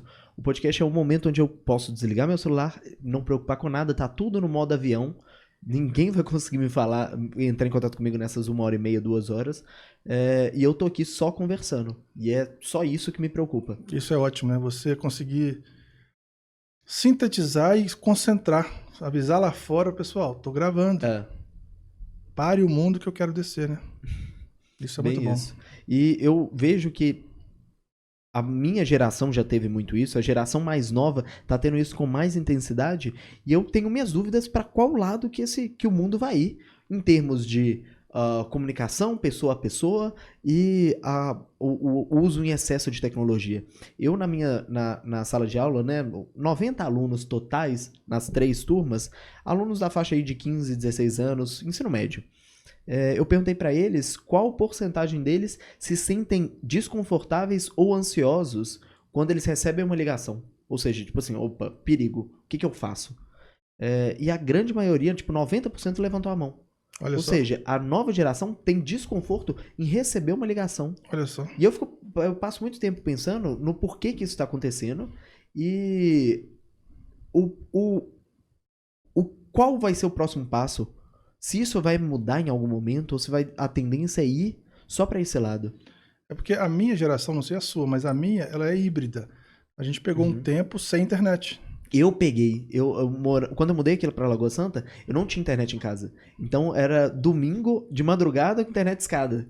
Era só isso. E acho que isso até mudou a forma como eu penso com relação à minha geração, né? Então Acho eu não acho tão estranho, sei lá, a gente ir para um churrasco, ou jogar uma bola, ou fazer algo que fique muito tempo sem internet. É Aham. normal, porque eu vivi isso na minha infância, na minha Sim. adolescência. Depois eu comecei a viver a internet de um pulso domingo, 8 horas da noite, demorava a baixar. Só que essa geração atual, elas não conhecem o que é a vida sem banda larga. Olha que loucura.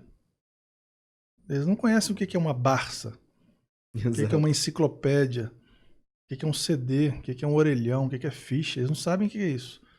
O que é uma máquina de escrever. Então, é uma geração que ainda deve ter muito estudo sobre isso. Por isso que eu acho que tem aumento de síndrome do pânico. Uhum. Não sei se são dados concretos, mas eu percebo, minha percepção, é que existe um aumento muito grande de suicídio. Não sei se tem a ver, mas eu vejo muita gente nova termina o namorado e suicida. Eu falei, gente, Eu tava conversando com isso com o Lucas, tem uma sala aqui do lado, e com o Alexandre, que é um cara que eu recebi no podcast. Ele veio aqui visitar, a gente ficou conversando exatamente sobre isso. O Instagram é a rede social com maior índice de suicídio, dentre as outras. E é um índice enorme, eu não vou saber falar o número exato, mas é um índice muito grande. E o que acontece, a conclusão que a gente chegou nesse bate-papo era mais ou menos o seguinte. Nós estamos acostumados, e biologicamente, né, fomos evolutivamente construídos para viver em pequenas tribos. certo. 20 pessoas. Então são aquelas 20 pessoas que a gente sempre convive. E há um equilíbrio de serotonina no cérebro com relação à sua hierarquia. Então, por exemplo, se você tem naquela posição ali das 20 pessoas, você está numa hierarquia maior, a sua serotonina no cérebro naturalmente produz mais. Você tem maior efeito de serotonina e você consegue se posicionar melhor. Isso afeta todo o seu corporal, sua postura, enfim. E acontece que, como o nosso cérebro foi desenvolvido dessa maneira, o Instagram se tornou a nossa tribo. E nós temos uma maneira totalmente direta e numérica de medir, entre aspas, a hierarquia. Então, olha que louco. Se a hierarquia define a nossa serotonina no cérebro, ou seja, o hormônio do prazer, né?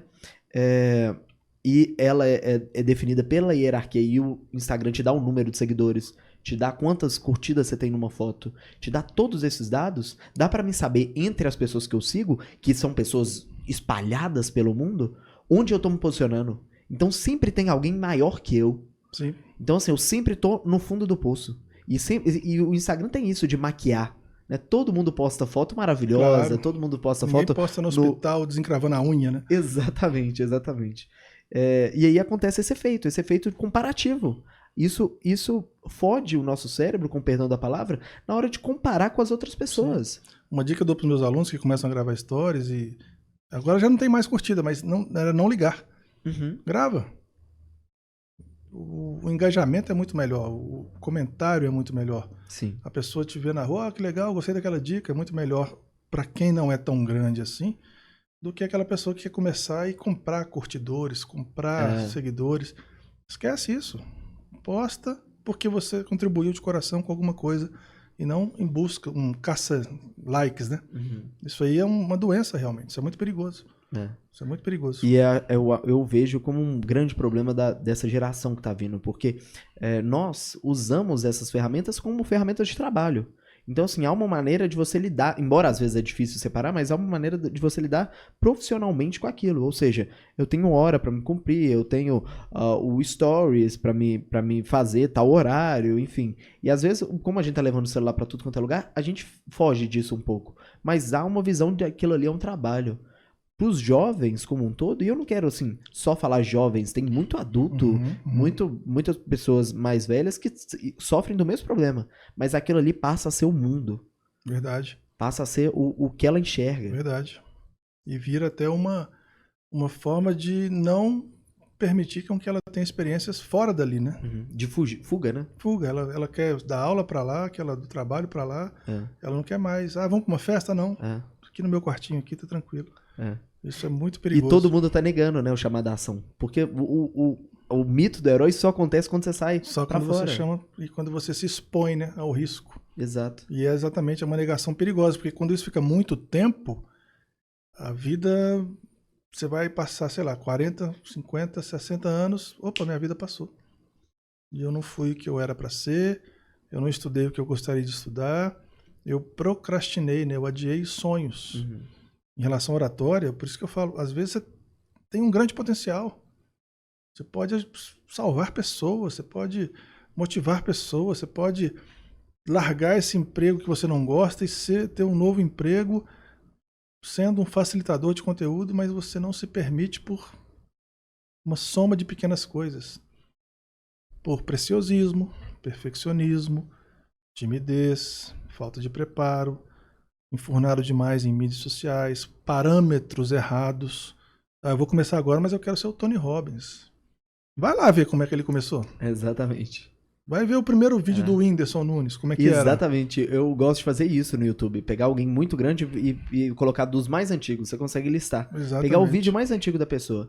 O cara que eu consumo muito podcast chama Joe Rogan. Ele é um dos maiores... De UFC, né? De UFC. Eu gosto muito dele também. Ele é um dos maiores do mundo. Na hora que você coloca lá Joe Rogan Experience 001, o primeiro deles, é cômico. É cômico. Os comentários é muito legal, porque os comentários falam assim, o povo comentando hoje, sem chance que esse cara vai se tornar o maior do mundo em podcast. Outro comentário também que eu lembro, parece um homem das cavernas descobrindo fogo. É muito impactante isso. E as pessoas hoje em dia querem começar... Tudo perfeito. Tudo perfeito. Cara, você quer ir daqui no Rio de Janeiro de Ferrari. Compra um Chevette, um Fusquinha.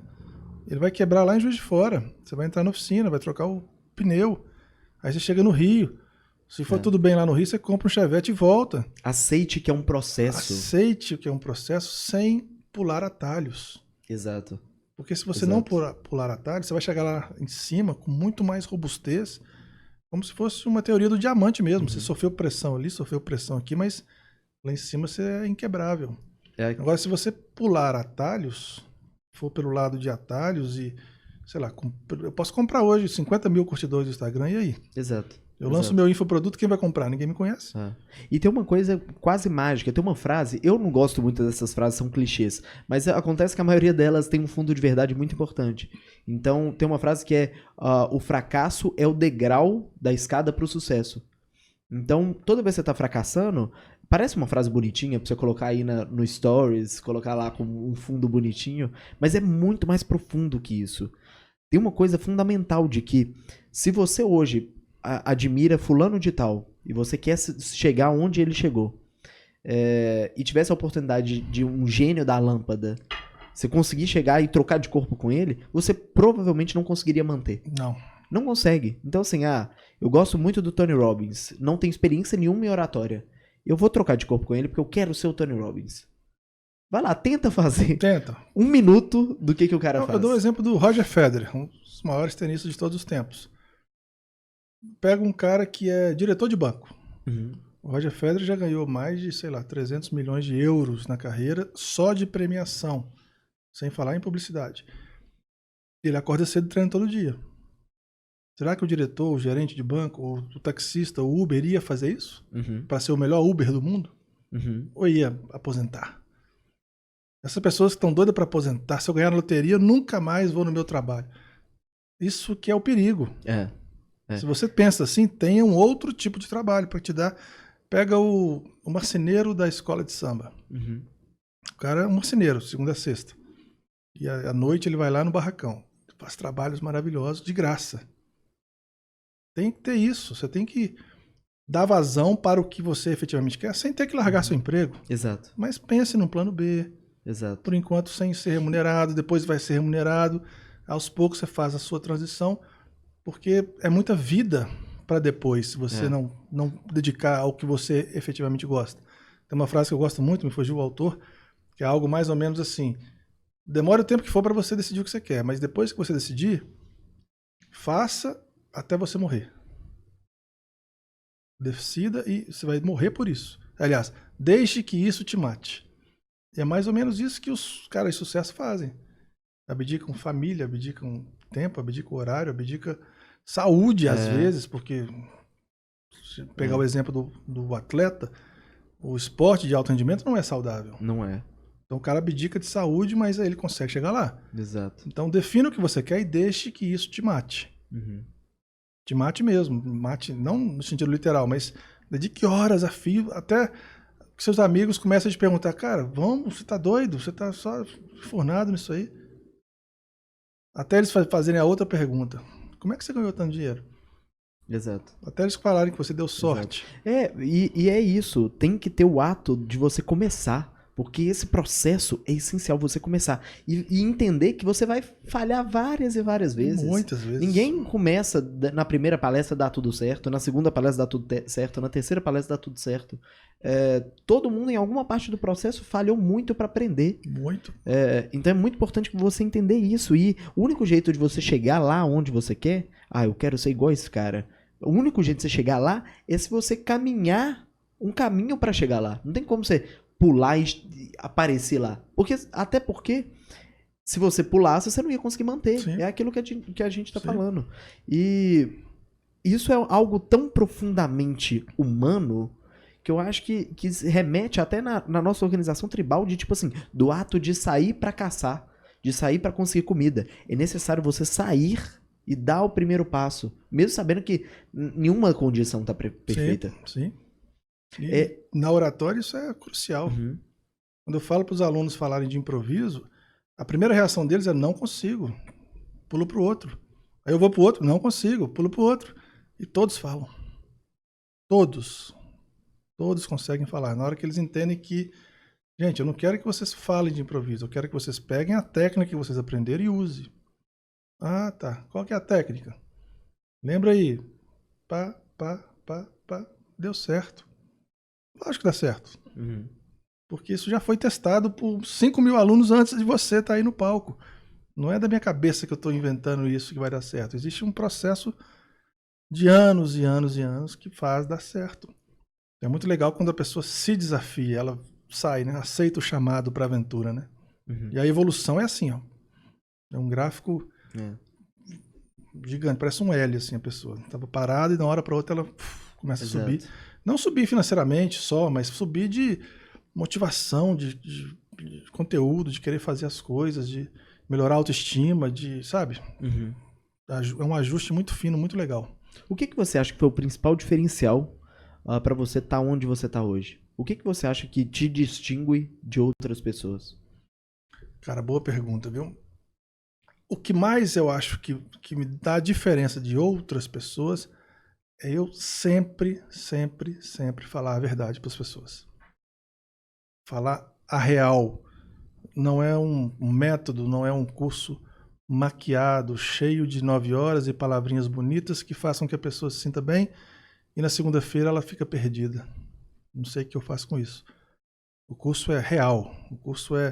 O método é transformador mesmo, porque já foi testado amplamente e para ser testado ele teve que ser ajustado e o ajuste foi: tira esse frufru e dá a real. Tira essa maquiagem que você está colocando aqui e troca isso por técnicas mais concretas e mais efetivas que as pessoas consigam fazer no dia, na prática, na hora. Esse é o grande diferencial do Fábrica. Ele é muito prático e uma outra característica minha, eu sou muito acessível a todos os meus alunos e ex-alunos. Todo mundo tem meu WhatsApp, todo mundo tem meu e-mail, todo mundo me liga, vou dar uma palestra, vou fazer isso, o que eu faço? Porque eu não acredito no guru que vem, despeja o conteúdo e vai embora. Eu acredito naquele cara que você possa efetivamente contactar. Uhum. De certa forma, um mentor. Uma forma de mentor. Olha, Cris, beleza, eu fiz o seu curso, só que eu vou dar uma entrevista na rádio. Aconteceu isso ontem. Um ex-aluno meu falou: olha, vou dar uma entrevista na rádio e não tem entrevista na rádio no seu curso. O que eu faço? Eu falei: cara, que bom que você me chamou. Converse com o radialista. É ele que está próximo de você. Bata um papo com ele. Aí vai virar um bate-papo. Virando um bate-papo, você conversa com as pessoas? Todo dia. Então você sabe conversar, não sabe? Isso aí. Então ótimo. Aí ele me ligou e falou: cara, foi um sucesso. Se você não tivesse me falado isso, eu estava procurando câmera, procurando microfone, chegando boca perto, boca longe. Na hora que você me falou para conversar com o cara, eu conversei com o cara e fluiu. Então essa é a mentoria pós-curso, junto com a verdade que eu passo nas minhas informações e técnicas, que faz a diferença do Fábrica. E se você pudesse voltar no início de todo esse processo, O que você faria diferente? Ótima pergunta também, cara. Eu faria um sonho, né? Mais imersões, mais estudos de inglês, porque um sonho que eu tenho é de fazer um TED em inglês. Ser um palestrante do TED em inglês. Mas eu posterguei e procrastinei isso demais. Mas ainda não tá descartado, não. Mas eu faria isso. Faria esse trabalho em 2 línguas. Uhum. Porque eu acho um grande desafio você se expressar bem em outra língua. Eu tô vendo alguns humoristas lá fora, o Rafinha Bastos, o Fábio Rabin, eles estão conseguindo ganhar mercado nos Estados Unidos, no stand-up comedy lá, que é muito difícil, e mandando bem no inglês. Só que no início foi horrível. E é bem esse processo que a gente acabou de falar. Eu pretendo um dia palestrar no TED em inglês. Já fiz uma palestra no TEDx aqui em BH, que foi um sonho. Eu escrevi esse sonho. Quero um dia pisar naquele tapete vermelhinho e dar uma palestra. A palestra foi sobre oratória versus perfeição. Uhum. O tema era o antagonista, né? O antagonismo entre a oratória e a perfeição. Eu teria dedicado um pouco mais para outra língua. Seria o que eu teria feito diferente. Porque no português, no Brasil, na minha língua pátria, o que eu tenho de conteúdo e eu atualizo sempre, tá ali. E o que não tiver, eu vou jogar. E daqui a 10 anos, o que você acha que você vai se arrepender de não ter começado a fazer hoje? Cuidar da saúde. Esse é um ponto que às vezes a gente precisa despertar antes. Eu tenho uma meta que é perder alguns quilos, até para poder não ficar tão desse modo que eu falei quando eu termino o curso. Às vezes eu fico muito debilitado mesmo, porque eu fico 8 horas em pé, 10 horas em pé. E se eu tivesse, sei lá, 10 quilos a menos, isso faria muita diferença. E uma coisa que eu estou tendo muita atenção agora é para a minha saúde. Perder peso, evitar diabetes, meu pai é diabético, já fiz algumas consultas. O médico falou comigo, olha, hoje você vende saúde, mas se você não cuidar, você vai vender doença daqui a 10 anos. Esse foi exatamente o clique que me deu. Eu quero cuidar mais da minha saúde para poder degustar mais dessa jornada. Uhum. Qual que é o seu propósito? Ajudar pessoas. Eu tenho isso no meu slogan. Eu ajudo pessoas a falar bem em público. Eu vibro com o aprimoramento das pessoas. A gente falou um pouco mais cedo que eu estava tocando numa festa e as pessoas estavam dançando. Isso mexeu comigo. Falei, cara, que legal. Um amigo meu falou, cara, tá vendo aquele casal dançando ali? Eu falei, tô. Eles estão dançando porque a gente está tocando. Quando eu ajudo alguém através do meu método, isso me dá é um grande sentimento assim de dever cumprido. Então, meu propósito é ajudar o maior número de pessoas possíveis a se expressar. Você costuma ver as palestras dos seus alunos? Eu sempre que posso eu assisto ou peço vídeos. Uhum. Quando eu estou próximo geograficamente eu assisto. Mas é engraçado, uma coisa para desmistificar, eu não sou o chato que fica apontando defeito, não. Tem gente que acha que eu sou assim. Não falo perto do Christian porque ele vai ver. Não, é igual psicólogo, eu não fico analisando as pessoas o tempo todo. Pelo contrário, o que eu consigo ressaltar quando eu vejo um ex-aluno se apresentar são os pontos positivos. Sim. Falei, caramba, você chegou para mim, nem andava no palco e eu vi que você andou para lá e para cá com uma desenvoltura, que legal. Eu consigo ver isso muito nitidamente. Eu nem ligo se ele falou né, falou então, falou ó. Eu vejo a evolução. Isso me salta aos olhos muito mais do que aquele probleminha. E é muito interessante quando ele consegue pegar uma coisa, que é aquele método, e aplicar pra ele, né? Porque tem coisas que funcionam pra umas pessoas, outras funcionam pra outras. E é interessante quando, eu pelo menos penso isso, quando você pega um método e dá a sua cara. É igual dançar forró. Exatamente. O medo que eu tinha muito de dançar forró, de aprender. E aí eu fui aprendendo aos poucos. E hoje o que eu acho mais legal é quando você consegue dançar e colocar o seu gingado, o seu jeito, em todo aquele processo. É o seu carimbo, né? Isso que eu chamo. Você pega um método, e eu costumo dizer que o meu método não é uma fórmula, é uma forma. Você consegue... No final do curso eu falo, gente, tudo que eu ensinei para vocês aqui agora, vocês podem mudar do jeito que vocês quiserem. Se quiser começar a sua palestra pelo final e terminar pelo início, show de bola. Se quiser começar só com o tópico 2 e esquecer o tópico 3, show de bola. Você vai dar o seu jeito, o seu carimbo pessoal na sua palestra. E quando eu vejo isso acontecer, é muito legal. Eu vejo a pessoa usar, mas ela não usou exatamente o que eu falei, ela pegou o que eu falei e melhorou. Eu falei, caramba, que legal, o cara fez um negócio ainda melhor do que eu tinha passado para ele. Isso é muito legal. Isso é a raiz da inovação, né? A dificuldade de você ensinar inovação ou ensinar uma pessoa a ser mais criativa é exatamente essa, porque não tem regra. Então, assim, você não tem como criar uma fórmula para você ser mais criativo. Porque a natureza da criatividade é quebrar regra. Exatamente. Então, é muito interessante você ter essa forma para você dar liberdade para eles de ir mudando aquilo à medida que vai acontecendo. A minha pergunta para você é, você se considera uma pessoa criativa? Eu sou criativo.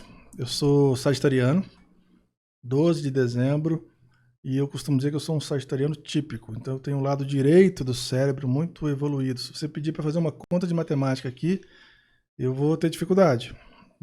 Fórmulas, matemática, física e química não é minha praia. Mas se você pedir para a gente criar uma palestra rapidamente de improviso aqui sobre um tema que às vezes eu não domino tanto, mas eu posso te dar um roteiro, eu consigo desembolar isso de maneira muito mais fácil, porque eu exercito isso o tempo todo, né? Uhum.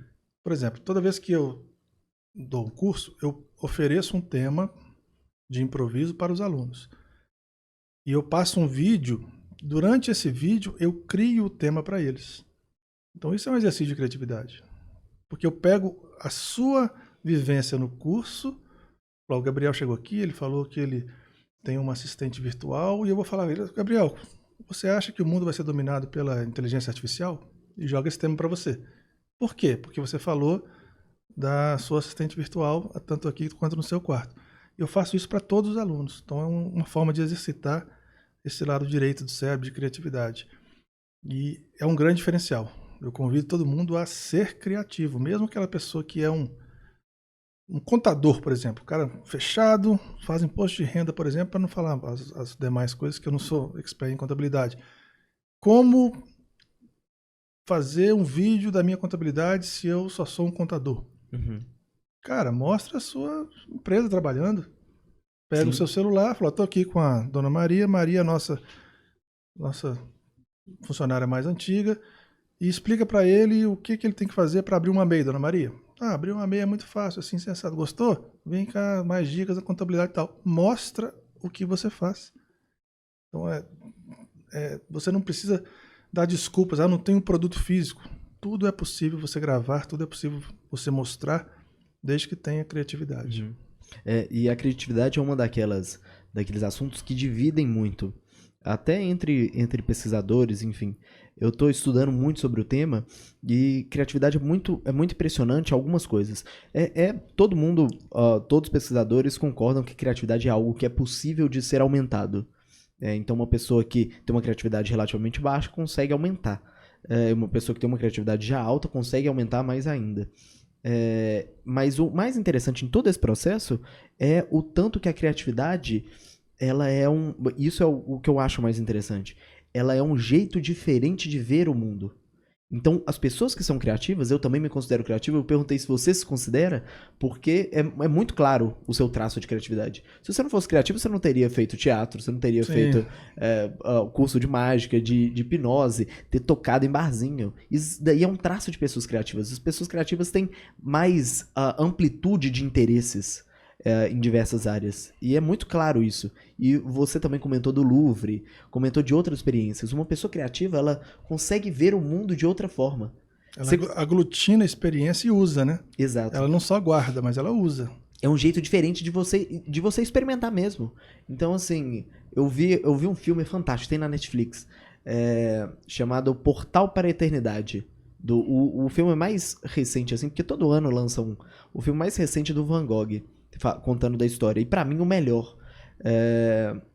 E mostra muito isso. O tanto que o que ele fazia e a mágica que ele tinha com o pincel na mão era muito devido ao fato dele enxergar o mundo de maneira diferente. É muito bom Ali mesmo. é genialidade, né? Eu vou fazer um vídeo, olha só que legal, vou fazer um vídeo fazendo um contraponto da música com oratória. E eu vou começar com o Michael Jackson. Vou tirar toda essa parte polêmica dele e tal, de acusações, enfim, e vou pegar a parte criativa. Como que ele bugou minha mente em vários momentos da vida fazendo coisas que ninguém nunca tinha feito antes. Uhum. Passos inventados, coreografias. Foi o primeiro a fazer um videoclipe com storytelling. que é o Thriller com o lobisomemzinho. Não sei se você lembra dessa época, mas o clipe do Michael Jackson passava no Fantástico à noite, domingo à noite. A gente ficava esperando para ver o clipe do Michael Jackson. E teve uma vez que não... Era esse do Thriller, por exemplo. Eu estava distraído com alguma coisa e tinha um filme de terror depois do Fantástico. E eu tô olhando e falei, caramba, eu perdi o clipe do Michael Jackson. Só que era o clipe do Michael Jackson. Ele fez um storytelling de 10 minutos num clipe. Uhum. Então ele fez muita coisa que quebrou, por isso que é o rei do pop, né? Paradigma. E quando você vai fazer uma palestra, você pode fazer isso. Exemplo, por que você não pode colocar cheiro na sua palestra? Você não começa a sua palestra borrifando a sua marca, o seu cheiro. Para começar a mexer com o sentido das pessoas. Filme, música, áudio, cheiro, performance, tudo você consegue envolver se for coerente com o seu tema. Então, eu vou fazer alguns vídeos de react com o Michael Jackson e com outros que eu tenho em mente. Muito isso, trazendo o que o cara usou na música e como que ele pode usar isso na sua palestra. Uhum. Eu fiquei curioso com essa ideia. Essa ideia é sua de colocar cheiro na palestra? Essa ideia é de um aluno meu, olha que legal. Ele é um cara gago, que vai estar montando uma palestra, como que ele conseguiu ser um locutor de rádio de sucesso. E ele teve a ideia, eu não vou citar o nome dele aqui agora, porque ele não permite ainda, porque a gente não lançou a palestra, mas a ideia é dele, e ele teve a ideia de fazer uma palestra diferenciada, motivacional, como que um gago conseguiu ter uma carreira de sucesso como um locutor e fala para 50 mil pessoas hoje, no ramo sertanejo, rodeios e tudo mais. E ele falou que quer abrir com cheiro, uma coisa diferente, entendeu? Ele não quer uma palestra, ele quer uma vivência das pessoas. E ele está se permitindo isso e foi uma porta, eu falei, caramba, que legal. Muito legal, Os muito cinemas legal querem mesmo. fazer isso. É muito legal explorar esse lado. Muito legal mesmo. E é uma coisa simples de fazer e ninguém fez. Exato. E é o sentido que guarda mais a memória. Guarda a então, memória. assim, às vezes você comeu um pão de queijo da sua avó há 50 anos atrás. Se você sentir aquele mesmo cheiro, aquilo vai voltar lá para trás. Você vai no shopping, as lojas investem bastante em cheiro, né? Então é algo importante você... Tem setor de marketing específico só para cheiro. Cheiro de carro novo. Cheiro de carro, é verdade.